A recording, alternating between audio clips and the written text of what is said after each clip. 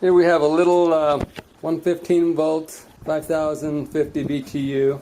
Covers about 150 square feet, 100 to 150 square feet, just a little guy. We're gonna make our platform 16 inches wide. Same width as the unit. About 16 deep. Our platform fresh with this window sill. And extend out 10 inches back.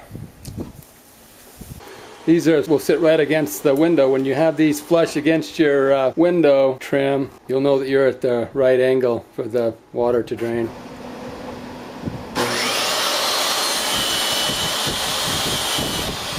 As you can see, we got a little bit of a lip on our window. On the window frame? Window frame. It's not quite 3/4 of an inch, so we've got 3/4 of an inch buildup on the front. It will be sitting right here. It will help to tilt it back. Should be really close to what we need because this is a little bit less than 3/4 and this is more than 3/4, so it should have a slight tilt to it. Allow the condensation to run off the back. If you want to, you can do a piece of decorative trim when you're done on this and wrap it around.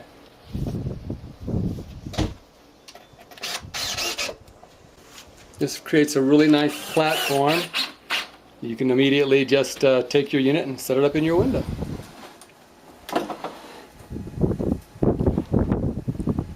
Now you just tuck that back until those little fins on the side of the air conditioner touch your window frame. And then you know you got the right angle. Yeah. Is that what it's doing? Yeah. Pretty close? Oh, cool. You get lucky. Yeah. Yeah. Yep. Okay, my new window frame I'm going to build is going to be silicone to the back of this window frame on these three edges and silicone to the top of the air conditioner unit. So we'll make our frame to the size about 17.5 by 20 7/8 on that. Okay, I'm going to set up my dado on my saw so that after I build my frame, the plexiglass is 1/8 inch thick. I'm going to do a 3/16 inch deep dado by a 1/2 inch in so I can glue my plexiglass into my window frame.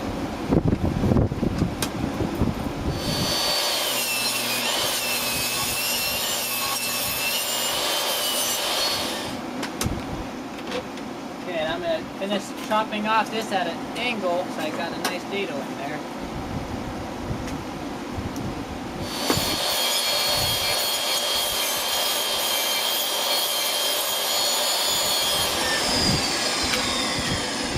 Dado for my window frame.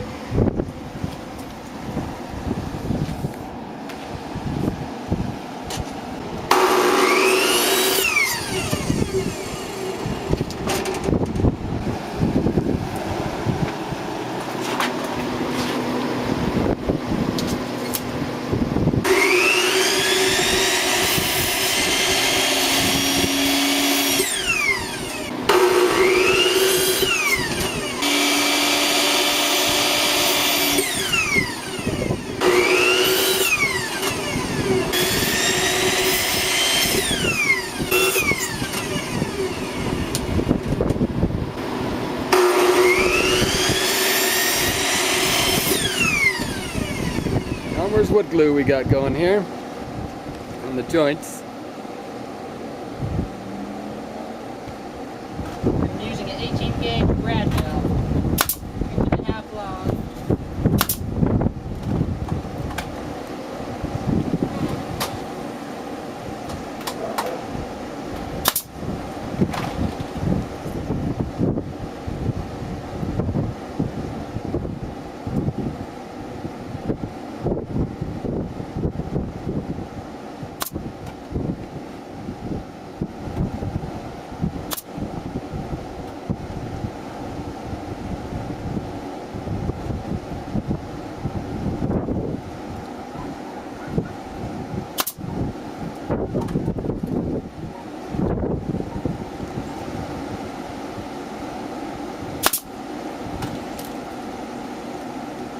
The MDF shelving material we use is really durable.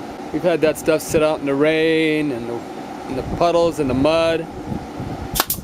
Even after years, it's still holding together. We don't know what kind of glues they use to hold that stuff together, but it's pretty tough stuff. So here we have the finished frame. Alright. Cut our plexiglass. Just cut it a little smaller than the opening, about 3/16 of an inch. That way you've got enough for your silicone to get in the sides and hold it in well. For your plexiglass. 5/15 and 5/16. Okay, I got my straight edge on here, marked it out at 18 and 5/8. I'm going to cut it off with the diamond blade on my grinder.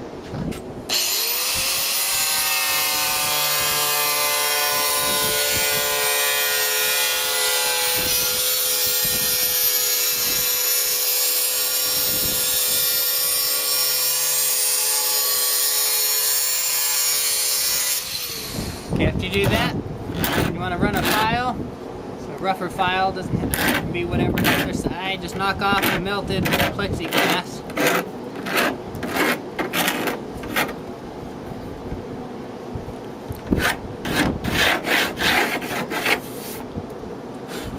Same thing with the other side.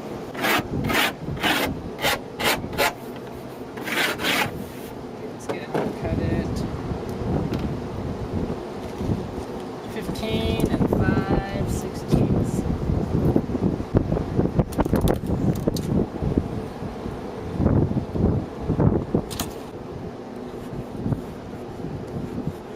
When I score it first and then I cut through coming backwards, I have less of a chance of doing small little fracture cracks.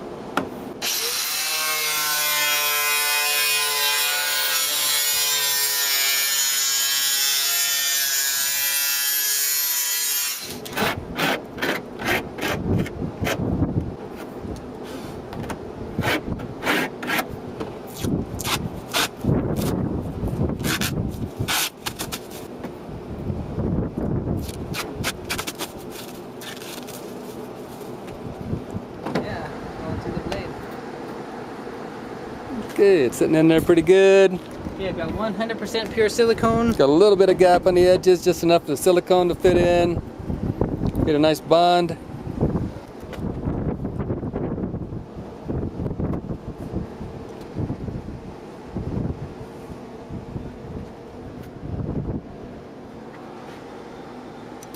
Okay, when you're done, you want to kind of press the corners, make sure it's drying flat. If it's not, you add a little bit of weight to it, something that won't scratch the plexiglass. Alright, we'll just let this sit out here in the sun.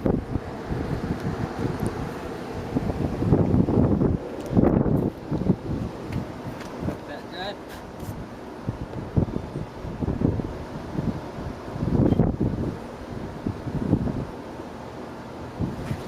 Okay. It's been about, what, 30 minutes? Yep. Half hour so the thing's dry. Yeah. This is permanent.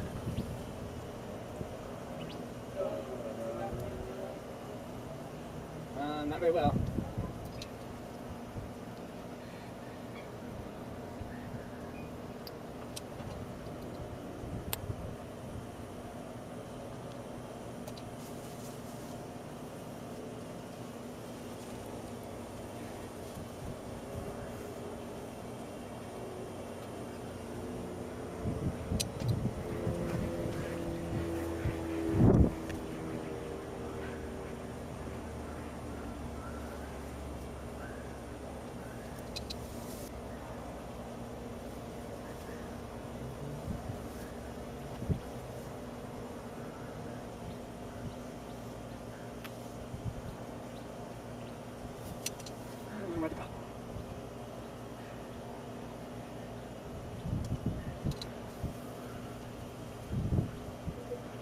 Sometimes you got to use straws or whatever to get to these little tiny gaps.